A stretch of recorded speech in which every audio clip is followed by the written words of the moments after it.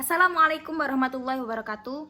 Puji syukur kehadirat Allah Subhanahu wa taala yang telah memberikan rahmat serta hidayah kepada kita sehingga kita dapat menyimak video pada kesempatan kali ini. Yang terhormat Bapak dosen pengampu mata kuliah Filsafat Manajemen Pendidikan Dr. Haji Muhammad In'am SHMAG dan teman-temanku MPIB yang berbahagia. Pada kesempatan kali ini kami dari kelompok 2 akan menyampaikan materi tentang dimensi epistemologis manajemen pendidikan yang beranggotakan Annisa Trianda Dewi, Ahmad Nur Elmi Mubarak, dan Zulfi Zulfahmi.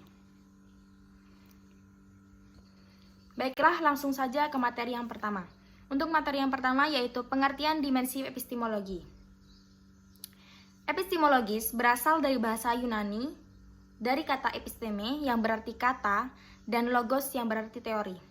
Secara umum, dimensi epistemologi dapat diartikan sebagai teori-teori yang mempelajari asal mula, sumber manfaat, dan mengembangkan ilmu dari sahihnya. Dimensi epistemologis merupakan suatu ilmu yang membicarakan teori-teori pengetahuan yang umumnya membahas tentang proses berpikirnya manusia untuk mendapatkan informasi pengetahuan berdasarkan rasio, indera, serta intuisinya. Abdulrahman As-Segaf berpendapat bahwa epistemologi merupakan filsafat yang menyelidiki tentang sumber, syarat, serta proses terjadinya pengetahuan. Oleh karena itu, epistemologi bersangkutan dengan masalah yaitu sebagai berikut.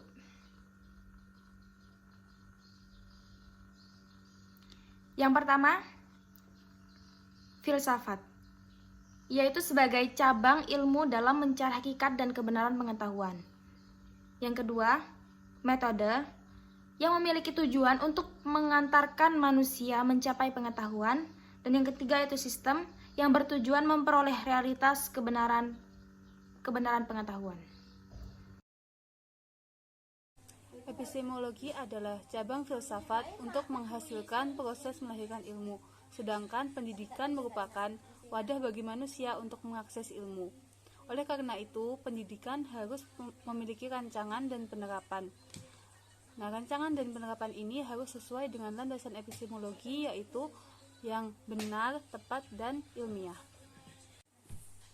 Epistemologi dalam dunia pendidikan bertugas untuk melakukan usaha untuk menetapkan sebuah kebenaran yang berasal dari sebuah isi pemikiran dan divalidasi oleh metode ilmiah.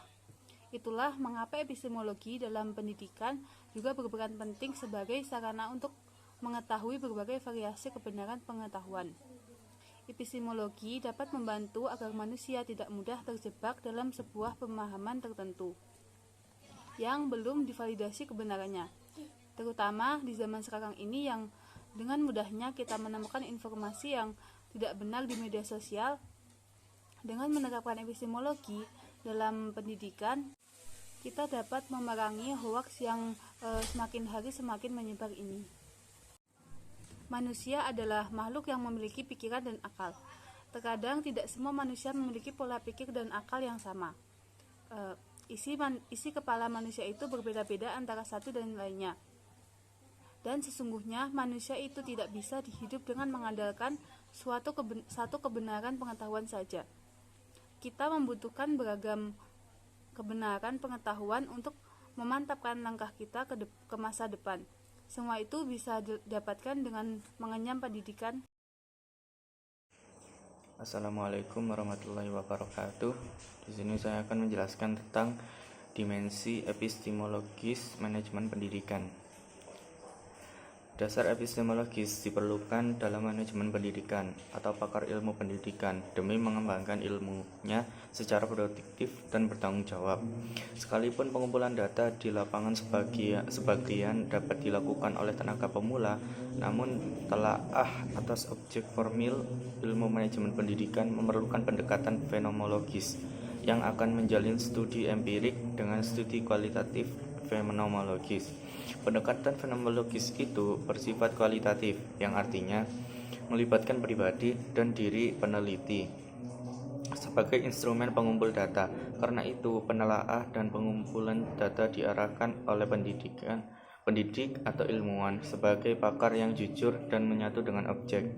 Karena penelitian itu tertuju tidak hanya pemahaman dan pengertian. Pemikiran itu telah mendorong munculnya pendekatan baru, yakni pengelolaan peningkatan mutu pendidikan di masa mendatang yang berbasis sekolah sebagai institusi paling depan dalam kegiatan pendidikan.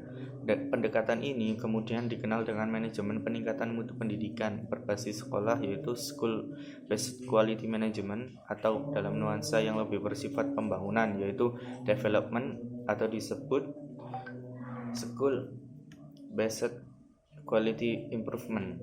Konsep manajemen peningkatan mutu berbasis sekolah ini bertujuan sebagai berikut, yaitu pertama, mensosialisasikan konsep dasar manajemen peningkatan mutu berbasis sekolah khususnya kepada masyarakat. Yang kedua, yaitu memperoleh masukan agar konsep manajemen ini dapat diimplementasikan dengan mudah dan sesuai dengan kondisi lingkungan Indonesia yang memiliki keragaman kultural, sosial, ekonomi, masyarakat, dan kompleksivitas geografisnya. Ketiga, yaitu menambah wawasan pengetahuan masyarakat, khususnya masyarakat sekolah dan masyarakat dan individu yang peduli terhadap pendidikan masyarakat itu sendiri.